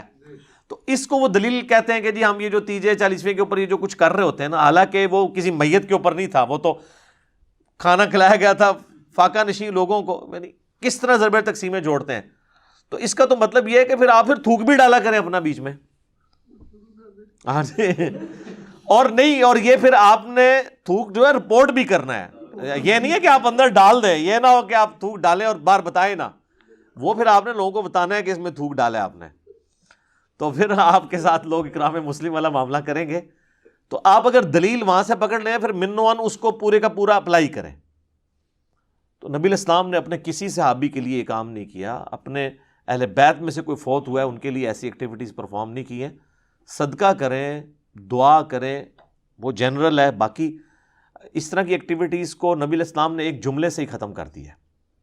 صحیح مسلم میں حدیث ہے 2005, امام باقر علیہ السلام جو امام زین العابدین کے بیٹے ہیں اور مولا حسین کے پوتے ہیں, انہوں نے روایت کی ہے جابر بن عبداللہ سے, اور امام باقر سے ان کا بیٹا امام جعفر روایت کرتے ہیں 2005 نمبر حدیث کے نبی علیہ السلام جب کبھی بھی خطبہ دیتے تو فرماتے اما بعد فإن خیر الحدیث کتاب اللہ وخیر الہدی ہدی محمد صلی اللہ علیہ وآلہ وسلم وشر الامور محدثاتها وکل محدثۃ بدعہ وکل بدعۃ ضلالہ وکل ضلالۃ فی النار. آگاہ ہو جاؤ سب سے بہترین کلام اللہ کی کتاب ہے، سب سے ہدایت یافتہ راستہ محمد صلی اللہ علیہ وآلہ وسلم کا ہے، بدترین کام وہ ہیں دین میں جو خود سے داخل کیے جائیں، اس طرح کے تمام کام بدعتیں ہیں، تمام بدعتیں گمراہیاں ہیں اور تمام گمراہیاں جہنم میں لے جانے والی ہیں. اللہم اجرنا من النار آمین. تو جب آپ نے فرما دیا کہ ہدایت یافتہ راستہ میرا ہے، کل کو کوئی شخص جو ہے مغرب کے 3 کے بجائے 4 فرض پڑھے اور کہ جی میں نے زیادہ ہی پڑھے، اس میں کون سا غلط کام کیا؟ نہیں، نبی علیہ السلام کے بتائے ہوئے میں آپ نے خود سے چیزیں نہیں ایڈ کرنی. بخاری اور مسلم دونوں میں حدیث ہے من احدث فی امرنا ھذا، جس نے ہمارے تعلیم کی ہوئی دین میں کوئی چیز داخل کی فہو رد، تو مردود ہے. ہاں دین اصل اپنی جگہ پہ موجود رہے، آپ اس کو فیسیلیٹیٹ کریں تو آپ کو ثواب ملے گا. وہ صحیح مسلم میں حدیث ہے جس نے دین میں اسلام میں اچھا طریقہ جاری کیا، جتنے لوگ عمل کریں گے اس کا ثواب اسے ملے گا، اور جس نے عمل کیا اس کے ثواب میں بھی کمی نہیں ہوگی، اور جس نے جاری کیا تھا اس کو سب کا کمبائنڈ ثواب ملے گا، اور جس نے برا طریقہ جاری کیا تمام کا وبال اس پہ ہوگا، اور وہ جو خود کر رہے ہوں گے ان کے وبال میں بھی کمی نہیں ہوگی. اس میں الفاظ ہے سنتن حسنتن، یا حالت رفع میں پڑھیں سنتن حسنتن اور سنتن سیئتن، اچھا طریقہ اور برا طریقہ، اچھی بدعت اور بری بدعت نہیں. اور یہ حدیث بھی آدھی بیان کرتے ہیں. یہ پوری حدیث تو یہ ہے، نبی علیہ السلام کے پاس کچھ نیو مسلم آئے، وہ بڑے غریب تھے، آپ کے چہرے مبارک پہ آثار آ گئے پریشانی کے، اور آپ نے نماز پڑھنے کے بعد مسجد میں خطبہ دیا اور لوگوں کو ترغیب دلائی کہ اللہ کی راہ میں خرچ کرو. تو ایک صحابی گھر گئے، وہ اپنے گھر کا کافی سارا سامان لپیٹ کے ایک بہت بڑے تھیلے میں ڈال کے، جو صحابہ کہتے ہیں بڑی مشکل سے وہ گھسیٹتا ہوا مسجد میں آ کے سین میں رکھا. اس کو دیکھا دیکھی لوگ باقی بھی لے آئے، اور حضور علیہ السلام کا چہرہ مبارک خوشی سے دمک اٹھا جیسا کہ سونا چمک رہا ہوتا ہے. اور پھر آپ فرمایا جس نے اسلام میں اچھا طریقہ جاری کیا. جیسے میں کہتا ہوں امام بخاری امام مسلم نے ایک اچھا طریقہ جاری کیا ہے حدیث کی کتابیں لکھ کے. حدیث کے قرآن کی آیات کے سافٹ ویئر یہ اچھا طریقہ ہے، الیکٹرانک کاؤنٹر ایک اچھا طریقہ ہے، ہوائی جہاز پہ حج کرنا یہ اچھا طریقہ ہے، مسجد میں قالین بچھانا، ایئر کنڈیشن لگانا یہ اچھا طریقہ ہے. کوئی یہ تو نہیں کہتا کہ سامنے اس ایئر کنڈیشن کے اور اوپر اس قالین کے اور نیچے اس پنکھے کے منہ طرف خانہ کعبہ شریف، اگر اس زبان سے بھی نیت کرتا ہے تو یہ دین کو سپورٹیو طریقے ہیں. اس طریقے سے دین کو سپورٹیو طریقہ یہ ہو سکتا ہے کہ آپ قبرستان اگر دور ہے تو کسی بڑی گاڑی میں رکھ کے میت کو لے جائیں، اچھا طریقہ ہے. وہاں پہ اچھا ویل مینجڈ قبرستان ہو، یہ اچھا طریقہ ہے. لیکن وہاں آپ نے جو کچھ پڑھنا ہے وہ وہی پڑھنا ہے جو نبی علیہ السلام نے تعلیم فرمایا، ٹھیک ہے نا. اس طریقے سے قبر کھودنے کے لیے لیٹسٹ انسٹرومنٹ کو یوز کرنا وہ ٹھیک ہے، لیکن قبر ہی کھودنی ہے آپ نے، مردے کو آگ نہیں لگانی، وہ سنت نہیں آپ نے بدلنی. تو اچھا طریقہ اور چیز ہے، اچھی بدعت اور چیز ہے. باقی یہ جو سہارا لیتے ہیں نا صحیح بخاری سے کہ حضرت عمر نے تراویح کی جماعت کے لیے کہا تھا نعم البدعۃ ھذہ، یہ کتنی اچھی بدعت ہے. ہم ایک معصومانہ سوال کرتے ہیں کہ حضرت عمر نے جو تراویح کی جماعت شروع کروائی ہے کیا اس کی اصل دین میں موجود نہیں تھی؟ بخاری مسلم میں الفاظ ہے کہ 3 دن آپ نے خود پڑھی، چوتھے دن آپ نے منع فرمایا کہ مجھے خدشہ ہے تم پہ فرض نہ ہو جائے. تو اس کی اصل تو حضور نے خود کی ہوئی تھی، جاری اس لیے نہیں فرمائی کہ فرض نہ ہو جائے. حضرت عمر نے اپنے دور میں یہ چیز سوچی کہ بھائی حضور کو پسند تھی لیکن وجہ یہ تھی کہ کہیں امت میں فرض نہ ہو جائے، اب تو وہی نازل نہیں ہونی. تو انہوں نے اس کو ابلیگیٹری نہیں کیا، بلکہ وہ مسجد میں آئے تو دیکھا لوگ ٹولیوں میں جماعت کرا رہے ہیں تو ایک امام کے پیچھے ان کو جمع کیا اور کہا نعم البدعۃ ھذہ. یہاں پہ بدعت وہ لغت کے معنوں میں ہے، اصطلاحی بدعت نہیں ہے.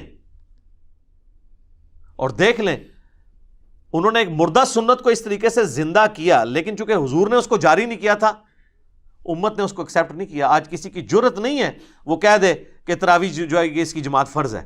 الٹا صحیح بخاری میں موجود ہے کہ حضرت عمر نے خود نہیں پڑھی، آپ نے ادھر ورڈکٹ دی کہ سب سے بہتر مرد کی نماز وہ ہے جو رات کے آخری پہر میں گھر میں اٹھ کے پڑھتا ہے.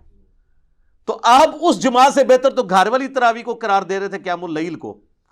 حضرت عمر نے تو اس میں الفاظ نہیں کہ آپ نے خود پڑھی ہو، بلکہ وہ گھر سے وزٹ کیا واپس چلے گئے. دیکھ لیں خلفائے راشدین بھی اگر کسی مردہ سنت کو زندہ کرتے ہیں نا، دین کا حصہ نہیں اسے بنوا سکتے. وہ دین وہ ہے جو آسمانوں سے نازل ہوا ہے، دین اس زمین کی چیز ہی نہیں سر. زمین پہ سپورٹ اس کو ضرور دی جا سکتی ہے، دین بنایا نہیں جا سکتا.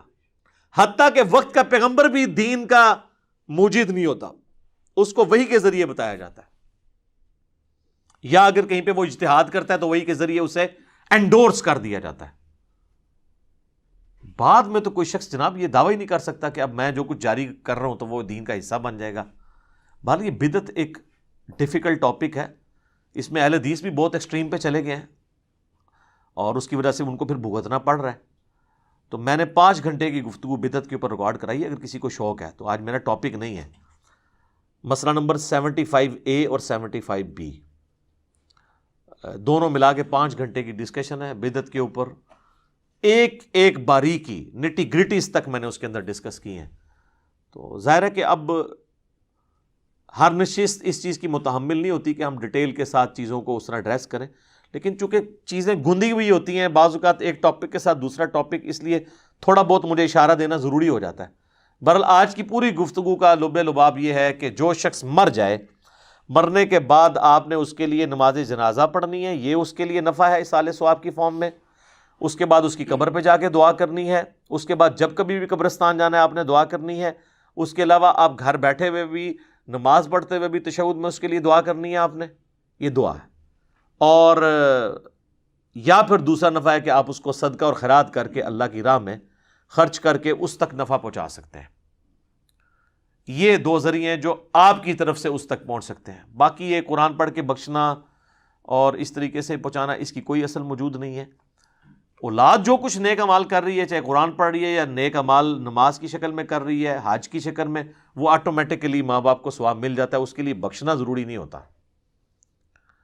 تو اس حوالے سے میں سمجھتا ہوں کہ اہل حدیث مکتبہ فکر کا جو موقف ہے اصالہ ثواب کے حوالے سے وہ بہت مضبوط ہے کہ یہ ساری کی ساری ایکٹیویٹیز دین میں جو خود سے داخل کی گئی ہیں اسے کنڈیم کیا جائے. باقی جہاں تک ہمارے بریلوی بھائی ہیں، دیوبندی ہیں، شیعہ ہیں، وہ اس معاملے میں بہت آگے جا چکے ہیں. اب ان کو ریورس گیئر لگوانا بھی آلموسٹ مشکل ہو گیا، کیونکہ آپ جو چیز انہوں نے دین سمجھ کے اڈاپٹ کر لی ہوئی ہے، اب آپ اس کے خلاف بولیں گے تو وہ تو سمجھیں گے کہ آپ دین کے خلاف بول رہے ہیں. اور سب سے پہلے وہ لوگ آپ کے خلاف کھڑے ہوں گے جنہوں نے کبھی نماز بھی نہیں پڑھی ہوگی. وہ اس طرح کی ایکٹیویٹیز کو اس طریقے سے مضبوطی سے دین سمجھ کے اڈاپٹ کیے ہوئے ہوں گے، لڑنے مرنے کے لیے تیار ہو جائیں گے. آپ دیکھتے ہیں کہ کئی جنازوں کے اوپر جھگڑا ہو جاتا ہے کہ جی جنازہ کس سے پڑھوانا ہے. ایون اگر وہ اس کے اوریجنل جو ولی ہیں اپنے بیٹے، اگر وہ کتاب و سنت کے منہج پہ آئے ہوئے ہیں اور وہ جنازہ پڑھا کے تو اجتماعی دعا نہیں کراتے، تو ساتھ کے رشتہ دار جو ہے نا 3-4 بندے لے کے سائڈ پہ ہو کے دعا مانگنے شروع کر دیتے ہیں. کون سی آپ دین کی خدمت کر رہے ہیں؟ انتشار پیدا کرنا چاہتے ہیں. ایک آپ نے چیز دین کے اندر خود سے داخل کی ہے، آپ کو کوئی سمجھاتا ہے تو آپ کہتے ہیں جناب یہ دعا کے منکر ہو گئے. اور ان کو پھر پھکی اسی طریقے سے دیا کریں. ہم جب درود شریف کی بات کرتے ہیں، یار اذان کے بعد درود شریف پڑھو. صحیح مسلم کی حدیث ہے جو اذان کا جواب دے درود شریف پڑھے اور الوسیلہ والی دعا مانگے میری شفاعت اس کے لیے حلال ہو جائے گی. تو آپ ضرور پڑھیں اذان کے بعد، اور سپیکر میں پڑھنا ضروری نہیں ہے. اور جب بجلی گئی ہوتی ہے تو پھر پڑھتا بھی کوئی نہیں، کیونکہ کسی کو سنانے کے لیے پڑھ رہے ہوتے ہیں. تو ہم یہ کہتے ہیں کہ وہ کہتے ہیں نہیں پہلے پڑھ لیا بعد میں پڑھ لیا، کیا فرق ہے؟ کوئی درود شریف کا کوئی ٹائم تو نہیں ہے نا جی. تو سر ٹائم نہیں ہے تو ٹھیک ہے، آپ ٹوائلٹ میں جاتے وقت بھی پڑھا کریں، دعائیں چھوڑ دیں. آپ پھر جو چیز جس وقت بتائی گئی ہے اسی وقت آپ نے پڑھنی ہے نا. بخاری اور مسلم دونوں میں حدیث ہے، ایک صحابی کو نبی علیہ السلام نے دعا سکھائی وضو کے بعد. اس میں الفاظ تھے بِنَبِيِّكَ الَّذِي أَرْسَلْتَ، میں ایمان لایا اس پر جو تیرے نبی کے ساتھ نازل ہوا. اس نے جب دعا ریپیٹ کی نا تو پڑھ دیا بِرَسُولِكَ الَّذِي أَرْسَلْتَ، میں ایمان لایا اس پر جو تیرے رسول کے ساتھ نازل ہوا. بہتر الفاظ ہیں. نبی تو تمام انبیاء ہیں، رسول تو صرف 315 ہیں 1,24,000 میں سے کم و بیش. تو نبی علیہ السلام فرمایا تم نے میرے الفاظ کیوں چینج کیے؟ تم وہی پڑھو جو میں نے سکھایا ہے. اس نے نہیں آگے سے آرگومنٹ کیا کہ یا رسول اللہ یہ تو بہتر الفاظ ہیں. ان کو پتا تھا کہ نبی علیہ السلام کے الفاظ نہیں چینج کرنے. جامعہ ترمذی میں حدیث ہے ایک شخص کو چھینک آئی, اس نے کہا الحمدللہ والسلام علی رسول اللہ. تو عبداللہ بن عمر نے کہا میں بھی قائل ہوں الحمدللہ والسلام علی رسول اللہ کہنے کا, لیکن اس موقع پہ نہیں, ویسے تم پڑھو رسول اللہ پر سلام. چھینک پر نبی الاسلام نے ہمیں صرف سکھایا الحمدللہ یا الحمدللہ علی کل حال. یہ 7 درود شریف نہ جوڑو. آج کے دور میں عبداللہ بن عمر ہوتے تو یہ 295C لگواتے اور کہتے کہ جی آپ نے تو درود کے منکر ہیں, آپ کے دل میں بغض ہے درود کا, بغض ہے درود کا. چونکہ ان کو جب تک آپ انہی کی مثالیں نہیں دیں گے نا, ان کو باتیں سمجھ نہیں آئیں گی کہ جو اصول اور مبادی انہوں نے خود کھڑے کیے ہوئے نا, وہی ان کے خلاف جاتے ہیں. اب ربیع الاول شریف کا مہینہ شروع ہو چکا ہے 1442 ہجری, اکتوبر 2020 میں.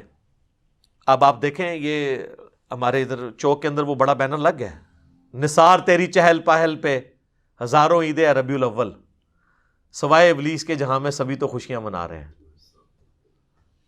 تو وہ ابلیس کس کو کہہ رہے ہیں؟ جو ان کے طریقے پہ نہیں منا رہا.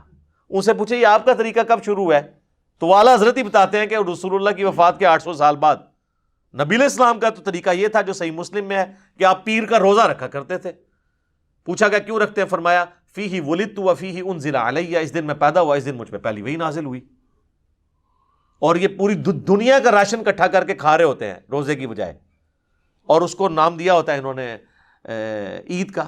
اور پھر جب پوچھے کہتے ہیں عید والے دن تے تمہیں پتہ روزہ نہیں ہوتا, تو اے تسی منو پہ دس دے ہو, میں تو تمہیں نبی علیہ السلام کا فرمان دسدا پیا ہاں کہ آپ نے اپنی خوشی جڑی ہے قرآن کی خوشی اور اپنی پیدائش کی خوشی, فیہ ولدت وفیہ انزل علیہ, اس دن میں پیدا ہوا, اس دن مجھ پہ پہلی وحی نازل ہوئی.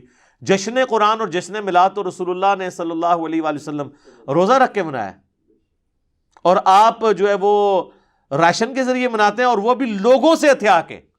ادھر تو آپ کو آئیڈیا نہیں ہے, پنڈی میں آپ چلے جائیں گاڑی کے آگے آپ کے آگے کھڑے ہو جاتے ہیں, جب تک آپ کچھ نہ دیں وہ آپ کی گاڑی کو آگے نہیں جانے دیتے. یہ نبی علیہ السلام نے اپنے صحابہ کی یہ تربیت کی تھی کہ اس طریقے سے میلاد منانا ہے.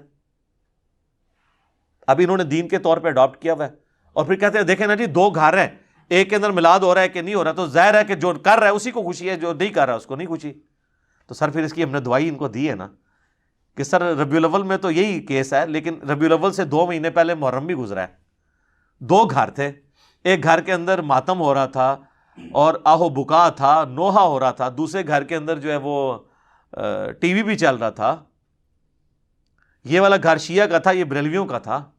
تو آپ بتاؤ کہ محبت اہل بیت کس میں ہے؟ جس گھر میں نوحہ ہو رہا ہے اور لوگ رو رہے ہیں حضرت حسین علیہ السلام کو یاد کر کے, یا اس گھر میں کہ جہاں پہ نہ کوئی نوحہ ہے, تو کیا کہیں گے کہ جی اس طرح کے طریقے سے تو نہیں محرم منانا ہوتا نا, تو اس طرح کے طریقے پہ میلاد بھی نہیں منانا ہوتا. آپ ویسے کنٹرول انوائرمنٹ میں پروگرام کریں, محرم میں بھی کریں, میلاد میں بھی کریں, جلسے کریں, سیرت کے اوپر, سورت کے اوپر, میلاد کے اوپر, ہم بھی کرتے ہیں پروگرام. لیکن یہ جو آپ نے باقی ایکٹیویٹیز پھر اس کو دنیاوی برتھ ڈے کے ساتھ ریلیٹ کر کے, اور یہ ساری کی ساری ایکٹیویٹیز اسی طریقے سے 11ویں شروع کی ہوئی, ابھی تو 11ویں کا مہینہ آنا ہے, اگلا مہینہ جو ہے وہ 11ویں کا آ جانا ہے.